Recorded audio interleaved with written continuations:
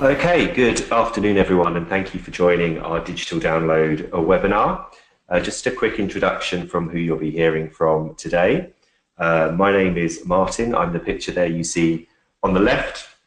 I'm a client director here for MetrixLab in the UK with a specialism for media and digital measurement. Also joined by Vincent Blaney, who you'll be hearing from shortly. He's a global consultant and a solution expert across our digital tools here at MetrixLab. Now, before we get into the nitty-gritty of this afternoon's session, just some housekeeping. For those of you that haven't quite worked out how to minimize the toolbar that you should be seeing on the right-hand side of your screen, if you look to the left of that, you'll see a small orange button with an arrow in it. If you press that, that will minimize that window for you. And also you can press that if you want to maximize that window in order to ask a question. So we will be asking questions as we go through, answering questions, sorry, as we go through the webinar this afternoon. If you have any questions as we're going through, you just need to type them in the white box. Those questions will only be visible to myself and Vince. We will answer as many as we can, and there won't be any naming and shaming. All questions will be asked anonymously. So to help us keep this as interactive as possible, please do ask questions as they arise if you have any. We will be sharing a recording of this webinar after we finish. However, the slides will not be shared. So please make sure that you share the recording with any other colleagues that may want to see the material. So just to touch on a little bit of what we will be covering. So some of you who run digital pre-testing programs with us may well have seen similar learnings to today for your specific category, your specific market or region, or indeed for a specific brand or format. But today we're taking you through our global learnings. These are learnings derived from thousands of digital, social, mobile ads that have been tested by MetrixLab over the last year. All the learnings that we show to you today will have come from our advanced digital pre-testing solution. And this really is one of the most innovative solutions in the pre-testing space on the market at the moment. It's a driver behind a lot of our clients' growth and also MetrixLab's growth here in the UK and beyond. So without further ado, I'm going to pass over to Vincent, who will take us through our digital learnings. Thank you very much, Martin. And yeah, and thanks again for joining everybody. We're scheduled for roughly 45 minutes, and that's just to give ourselves a little bit of time at the end for questions. So anticipate probably taking about 30 minutes of your time. We know time's precious, so hopefully we'll give you a little bit of lunch back after this session as well. So let's kick off. And Martin's already really covered this, but one of the things I wanted to add on to this today as well is that in addition to those thousands of ads that we test across format and across device, we do also work with media owners as well specifically, and we'll be referring to some interesting findings that we found towards the end of this session with our work with Facebook and testing newsfeed creative with Facebook as well. We find that area extremely interesting given the sheer volume of creative and ad money that's being pushed into the social space at the moment, especially around video. So some really exciting stuff. Really hope that you enjoy these learnings, and yeah, please ask as many questions as you like.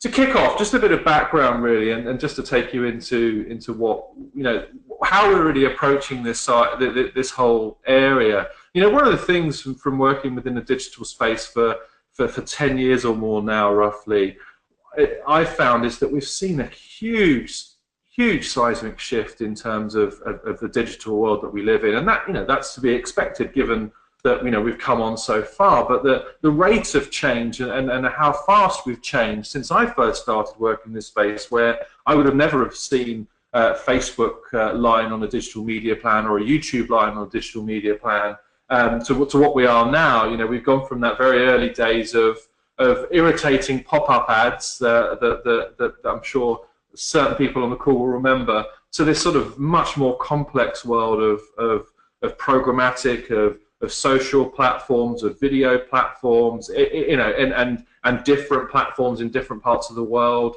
It's really, really interesting. You know, we've gone from a rich to a video to mobile, and you know, within the mobile space that lasted quite a few years. Social, now we're talking much more in that sort of programmatic audience type space, and you know, social and programmatic certainly seem to be the two key hot topic areas that we talk to our clients about. So we've seen this huge change, but one of the things we've also seen, certainly within the research world and at MetrixLab, is we're seeing very similar creative challenges despite this huge shift in technology and in the internet, etc. We're still seeing very similar creative challenges through that. So it's a really interesting situation where the technology's improved massively, but creative challenges have essentially stayed very, very similar. And as I take you through this, I'll show you some examples. But I mean, one of the first things to reference is, you know, the situation hasn't really changed, you know, in terms of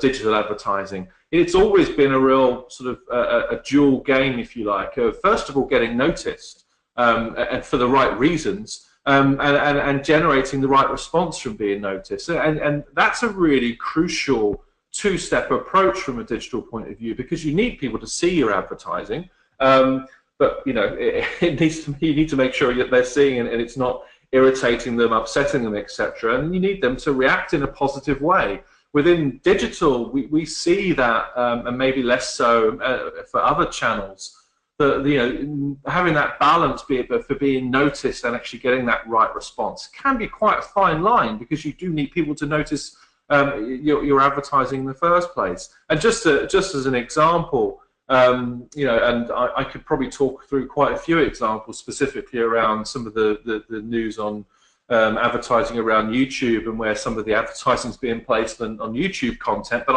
I'll leave Google alone for a minute and actually show you an example, but that's quite a lot older than that, but it just points out the same thing, that this has always been an issue in terms of being noticed for the right reason.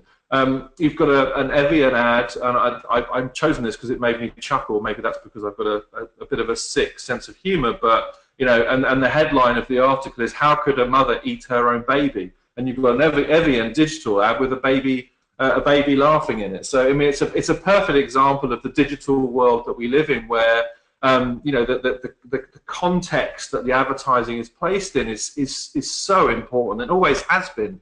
And now within this world that we're chasing audiences so much more than we used to, and it's all about the audience. It's all about targeting the right people. You know, our advertising appearing in the wrong context can cause lots of problems. And again, referencing YouTube there, but it's always been an issue, even with site-placed advertising. You know, making sure your content is in that right environment is crucial in this world. So, a bit of background, but let's talk creative, you know, and from our point of view, we're covering in this session 3 key broad format areas, but also referencing device, because it's really important to think about device when you're talking across all of these platforms, because there are some differences and there are some considerations that need to be taken into account when you think about video on desktop, video on mobile, social. We're probably talking mainly mobile these days, but certainly display across desktop and mobile as well. There are different ways to think about it as we go through. Let's start with display. Display has always been a bit of an underdog from my perspective. You know, people have always been questioning the importance of display within the digital ecosystem, and I'm a fan of display as long as it's used in the right way. And certainly programmatic and audience buys have given it a new lease of life in lots of ways, because of the complexity of the data that sits behind it.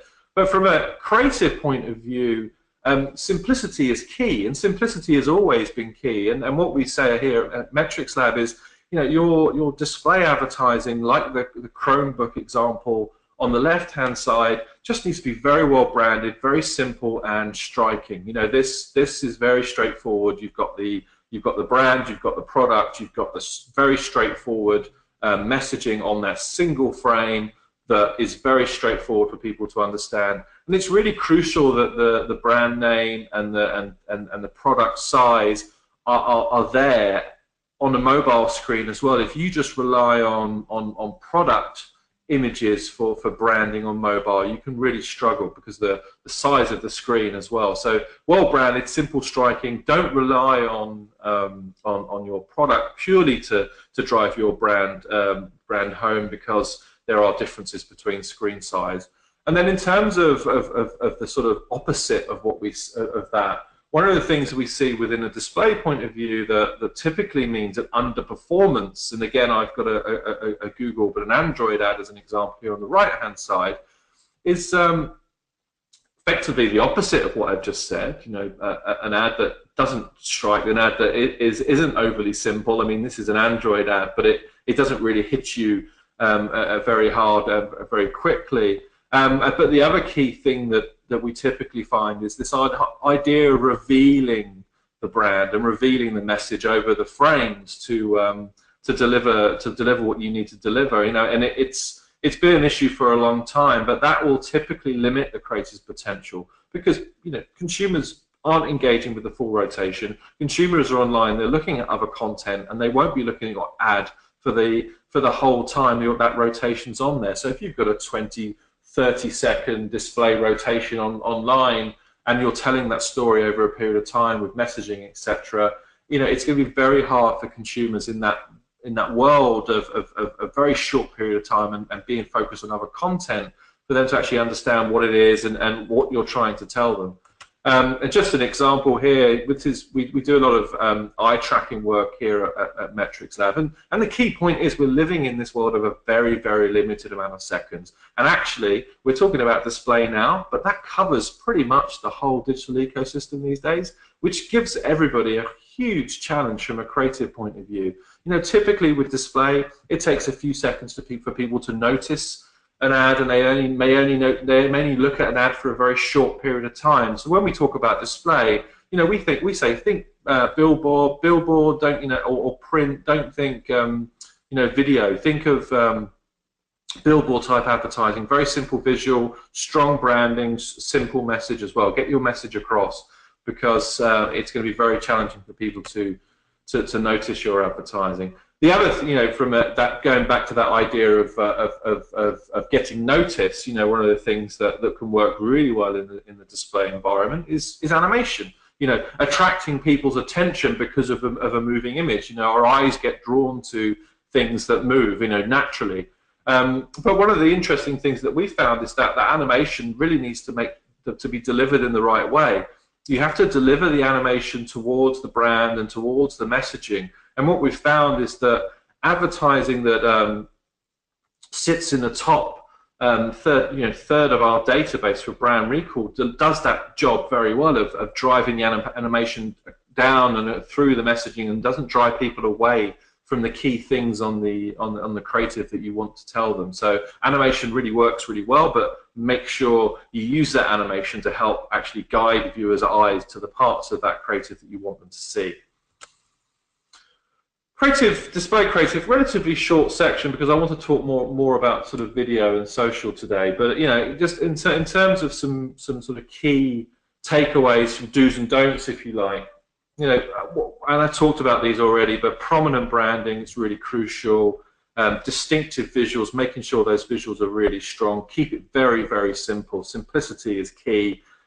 Make sure you fit those visuals to the format as well. You know, if you're delivering multiple formatted you know, display ads, say leaderboards and skyscrapers and MPUs, all different shapes and sizes, you know, you need to make sure your overall creative idea works across those formats, and sometimes that may mean a bit of adjustment and a bit of amending to make sure that the messaging comes across. And crucially, each frame has to stand on its own. You know, you need to be able to see that ad and take something away, because people won't be watching that full rotation. So avoid the reveal style, avoid text-heavy creative. People don't typically want to read a piece of copy. They'll look at it, and if the text is simple, they'll take it away straight away. If you're delivering messaging, etc., over multiple lines or multiple messages, you're making the consumer work, and they typically won't do the work, and that means they won't take anything away. And as I said previously, don't rely on the product for branding, and that's crucial from a mobile point of view as well, considering screen size. You know, that prominence of product and prominence of branding is really crucial from a screen size perspective as well. Let's talk about online video. I mean, online video significantly, in terms of the size of ad spend now globally, it's just growing and growing and growing along with social as well. And you know, one of the things that's really crucial with online video is you've got to grab attention quickly. You know, you really have to have a strong opening hook that gets people into the creative, keeps them interested, and effectively slows the drop-off rate. What I'm showing you here on these two charts, the two examples of this. So the green line is the interest in the video, if you like. So the first example, you come in straight in with strong levels of interest. The blue line is the drop-off in terms of people, you know, effectively skipping the ad. And you can see if you grab people in quickly and maintain that attention, you'll slow the drop-off rate. If you come in on the right-hand side, for example, with a weaker opening and you know, and build the attention up over time, you may already have missed your opportunity, because you would already be losing a significant portion of viewers online. And that's one of the key differences if you think about maybe some TV advertising that could have a little bit, has the leeway to have a bit more time to get people involved. Within the online environment, video needs to really grab people very quickly, because people don't have a lot of time, and people have, crucially, the control to skip the ad, to move away, to go and do something else. In most environments in the digital space at the moment, not all environments, but most environments. And that's one of the key things that we see when we look at video across devices. So what you're seeing here on this slide is a comparison between TV, desktop video, mobile video, and actually I brought Facebook video in here, even though we're going to talk about it in a little while, because it's really interesting in this context, across some key measures from our advanced measurement tool that Martin referenced at the beginning of this session. And what you can see straight away when you look at the difference between these lines is that TV and desktop video typically you know, behave in a very similar way. But when you go to mobile video and to Facebook video, the reaction, the work, or the job you need to do to get people to like it, to be seen as relevant and remarkable or credible even, is even harder. So you know, it's really important that content is tailored to these screens, and specifically with any video now, I would argue that's digital. Mobile is such a crucial element of it. You know, to not think mobile first when you're thinking about digital video will be a crucial mistake. And it's really important that content is tailored. And unfortunately, or you know, maybe not unfortunately, but you know, that because we've got time to change these things, lots of the work that we see within you know, within the digital space and the mobile space specifically, and also on Facebook, is repurposed TV, and in lots of cases not even repurposed TV, a 30-second spot exactly as it is seen on TV, put into these different environments. And for lots of reasons I'll come on to shortly, that kind of content typically struggles when you transfer it across. Even when I'm thinking about video on demand activity, you know, there's an issue there where, you know, people may not want to see the same content that they see on TV. They may want something different, and they're being forced to watch a piece of content fully before they see the program. So that idea that they're forced to watch it, although it's the same as TV, it feels different in that environment. So the need to actually entertain more is really important. And it's because mobile video, you know, and generally speaking, actually, we have a shorter attention span. And again, this is looking at the difference between TV, desktop video, and mobile video across some of our attention and memory metrics that we use in our measurement tools. And what we find is that mobile video, a lot less people watch the whole video. The viewing time is a lot lower, and this drives down recognition and brand recall. Actually, and for desktop video as well, as you can see here, that brand recall is significantly lower than TV. Again, pointing to the need for a different approach when it comes to digital video and specifically mobile video. And there are a number of nuances around mobile video, which are, you know, a lot of these are very obvious, but you know, it's important to consider it. And I'll say it again, you know, when we're talking about digital video, mobile first is a really crucial way of thinking about this, because a significant proportion of your YouTube content will be delivered on mobile, and majority, almost all of your social content will be delivered via mobile as well. You know, and it's a smaller screen, it's more personal, so it needs to be a lot more relevant, much lower attention spans, and you need to stimulate people constantly, because, you know, they're on their phones doing things, and they move across and switch from one thing to the other very, very quickly on their mobile. And you'll all be aware of that from how you use your mobiles as well. So you need to get close up, you need to use large, clear fonts, you need to use few words, tell a very clear brand story. And again, and I'll say this multiple times through this session, keep it short, keep it simple. Even with video, simplicity is key, and shortness as well. We're in a world we're so used to developing and deploying 30-second TVCs that we naturally go towards that from a mobile point of view, but it's just not the same.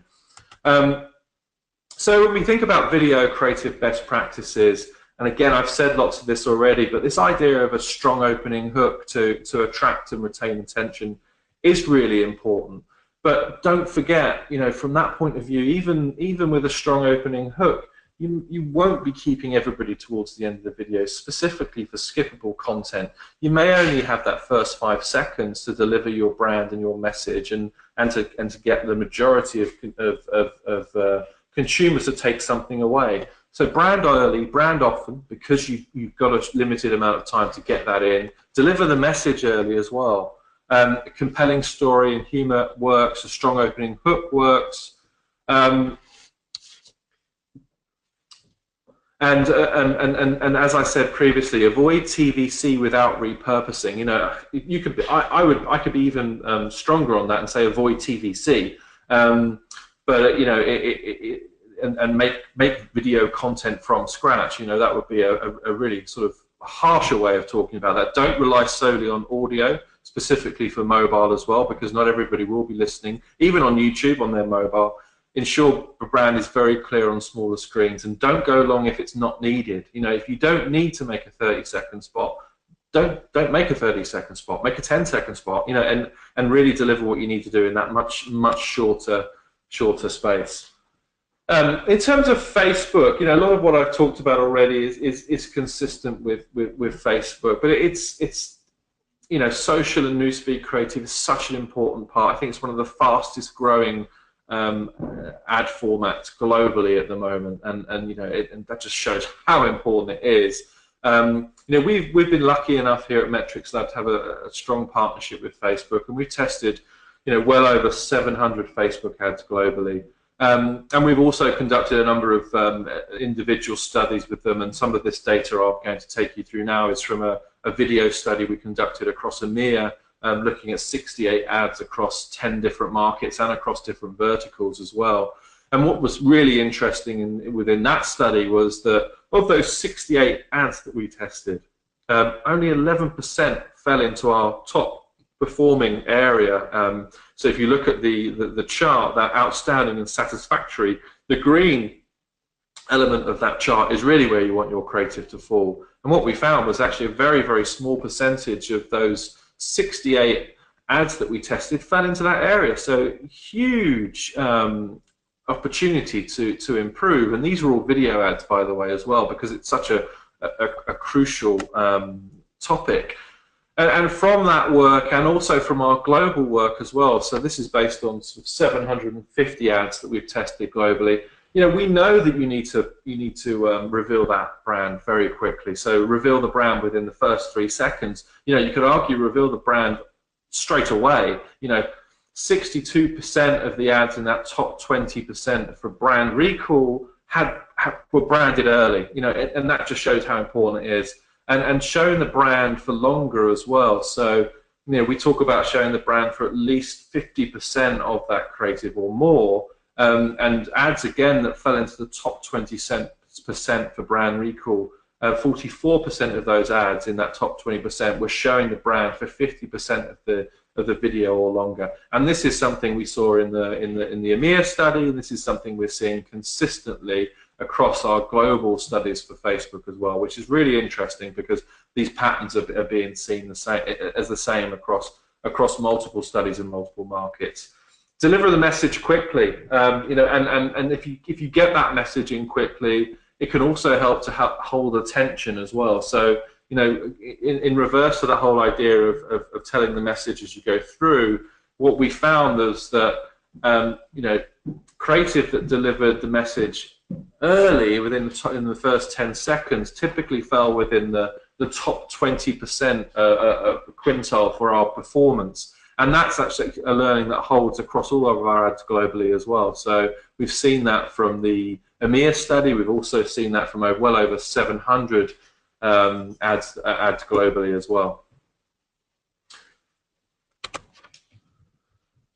And the shorter the better. I mean, I've already mentioned short a number of times, and I think that's from my point of view, one of the key outtakes from this is, simple, short. This is a new world we live in, where it literally is a very, very small number of seconds that you typically have. And as I've said previously, 30-second TVC will typically not work in this environment. And this is looking at our 750 ads in our database, looking at the percentage of people that watch the ad versus the video length. And you can see a clear pattern. The shorter your ad, the more likely people are to watch it. And intuitively, that makes perfect sense. But the point really is if you're delivering and deploying, say, for example, 10-second or less pieces of content that deliver your key brand and your key messaging around your campaign, then your consumers will be taking that away. But if the majority of what you're delivering is say 20, 30-second TVC, then if people are only watching sort of 3 to 6 seconds of that content, you have to question what it is actually people will be taking away from that experience, which is why it's so important. It's not about just making a short video, but it's about making sure that video delivers what you need it to deliver. And it's crucial in the newsfeed environment, as it is for YouTube with skippable, given that the majority of your audience will skip after 5 seconds. What will they take away from that first 5 seconds? That's the question I would always ask myself when I look at a piece of copy that is about to have a significant amount of media money put behind it on social or in YouTube or anywhere else in this environment. And again, I'll show you the same slide that I showed you earlier, but with the addition of Facebook video added to it, and it just shows you that social video equals even shorter attention. So we know within the social space, the percentage of people that fully watch a video is even lower than mobile video, and that impacts ad recognition, and not so much brand recall, but it just reinforces that point that we need much shorter video content on Facebook. And we have, sorry Vince, just to interrupt you, we've had a few questions come in around the length of videos actually, and particularly if we have a point of view around the optimal length of a video on Facebook. Yeah, always difficult to answer categorically, because creative strength plays a crucial role as well. But we would say roughly around sort of 5 to 6 seconds. Certainly under the 10 seconds would be the ideal length of a piece of video content on Facebook. Well, the key thing is to consider is you're competing with lots of user-generated content that's being put into the newsfeed by people's friends and family, etc. And people will stop and look at that and watch that. But an ad that they don't have to stop and look at, they can just keep scrolling. They can push that ad out of their newsfeed. Making sure it's short and not taking up too much of someone's time is crucial. And that brings me on to another really important area that often gets missed in the mobile world, but certainly within the mobile social world, and that's sound. You know, and to thrive in a mobile environment, and certainly within a social mobile environment with video, you have to deliver creative that actually delivers something without the audio. You know, we are increasingly living in a visual world now, especially on our mobiles, within the newsfeed area. You know, and the user-generated content I mentioned earlier doesn't always need the sound played. You can watch a funny video and not need any audio cues to know what's going on. Unfortunately, because of the way that you know, that TV advertising is developed, audio is typically as important as the visual content, if not more important than the visual content. So transferring that that content across to a social newsfeed environment where people will not have their sound turned on, they will be watching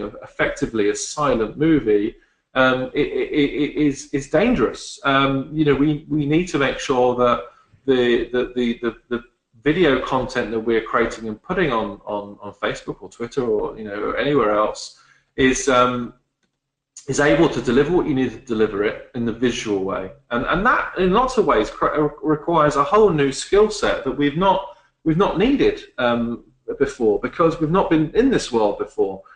And you know, thinking about making short visual content, even using subtitle overlays can certainly help assist in some instances. But I feel like there's almost a completely new skill set required in this area of this idea of actually visually engaging video content that requires no audio to deliver what you need to deliver as a brand. And that's not something that we see happen a great deal at the moment. And I know, and that fundamentally, I think, comes down to budgets and creative allocation of budget as well, and also the fact that, you know, majority of the time, the investment and the money goes into making the TVC. The other thing that we've just been asked about is this idea between, well, are there any differences between social formats, so Facebook and Instagram and Twitter, for example? Interestingly, there are some slight variations between them, but actually, because of the way these newsfeed environments work, lots of these guidelines that I've talked to you about today hold true in the other newsfeed environments as well. You know, it's a very similar environment. So you need to be approaching newsfeed and social in the same way and thinking about it in the same way. And we're fortunate enough here at MetrixLab to be testing more and more Instagram content, more and more Twitter content as we go through, and it is playing out that we're seeing some very similar results. The other thing as well within Facebook and newsfeed is showing the product in use can really help drive relevance. So I think back to years and years ago when I first started working with display creative, we always used to talk about having the product on show, or having a person or a dog or a cat in the ad to attract someone's attention. What we're seeing more and more now is this idea that actually, yes, you need to show the product, but showing the product being used can really help increase that relevance, rather than just having a product shot, if you like. And we see that top ads in the top 20% much more likely to have a product being shown. And here just a few examples from some brands of those, with some social posts of products being shown in use. It doesn't have to be complicated, but be quite simple, striking visuals. And while I've got this slide up, actually, it's really important to note as well that within a newsfeed environment, you've got multiple opportunities for branding. You've got your title, you've got your text, then you've got your image or your video. All three of those need to be utilized, but don't rely just on one of them. And the other thing, don't just rely on your post to deliver the brand. Use the text as well as a branding tool, but don't overload people with text. Keep the text short, keep it simple. Think about how, if someone looks at that piece of text, can they read that very quickly, almost automatically, without actually having to work? Because if they can't and they have to work and read it, then typically they won't. So, social video creative best practice. Again, lots of this will be quite consistent with what we've seen elsewhere. And I find that really interesting within the digital space. And I said at the very top of this session that we're seeing the same creative challenges despite such a huge shift in the way that digital advertising works. Brand early, use the post to aid branding, keep it short, keep the visuals clear and on a small screen. Make sure people can see those visuals, especially if you're including products in your advertising. Think vertical frame. Lots of video isn't shot in vertical, it's shot landscape. How will that look on a newsfeed? What will that look like? Avoid TVC without repurposing. Again, potentially avoid TVC. Don't rely on audio. Your creative has to be visual and deliver the brand and the message in a visual way. Avoid that heavy text posting that can be so easy to do. It's easy to write a bit more on a post, but avoid it at all costs. And don't rely just on the product for branding, because the majority of your content will be delivered in a mobile environment, and products will typically be a lot smaller because the screen size is a lot smaller as well.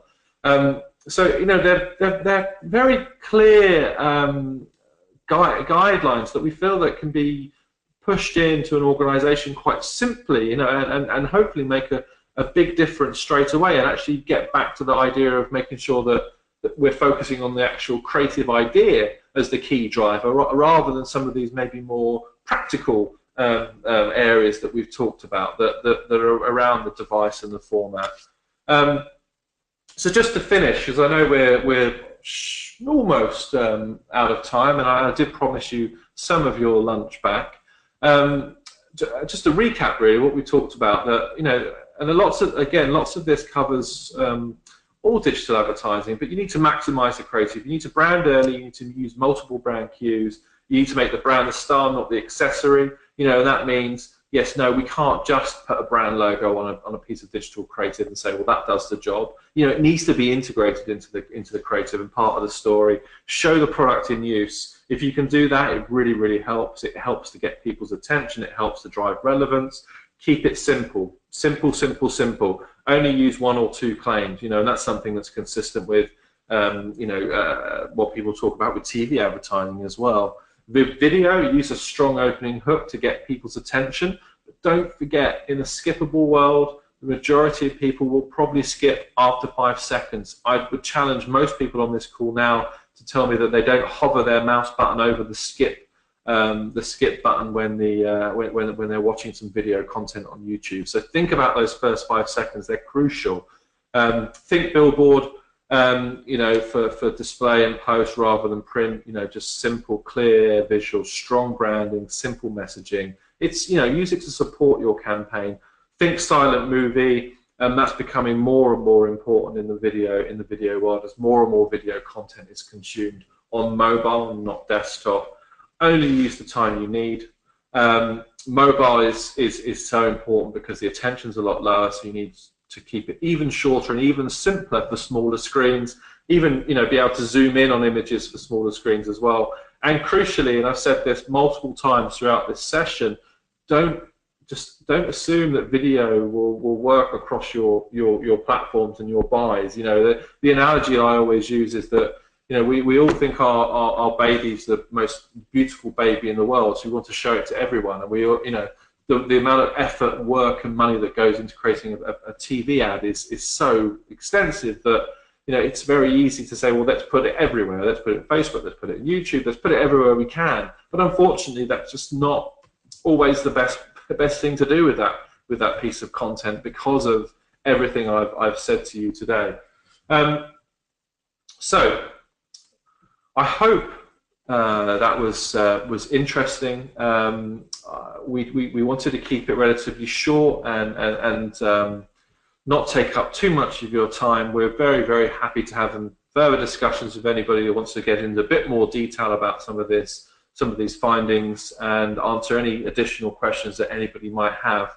But it'll just leave me and Martin to say thank you very much for taking some time out of your day. It's great that we've got so many people to join the call. Yeah, and Vince has just mentioned there that this is just top line, I guess, into all the findings we have. We do have some white papers available on just how we've quantified the impact of branding early and branding often and the role of integrating the brand into social and mobile video. We also have upcoming shortly a white paper that actually proves and demonstrates and quantifies the difference in performance between video ads that are optimized for mobile and social, or built for mobile and social, versus simply repurposed TV ads, as we try and encourage you and help brands make that shift from the TV paradigm to the brand early, brand often digital paradigm. We have, yes, run out of time. There are some more questions that are coming through now. I will make sure we get back to you with answers for those. And that's it. Thank you very much for joining us. Have a good afternoon. Yes, thank you very, very much.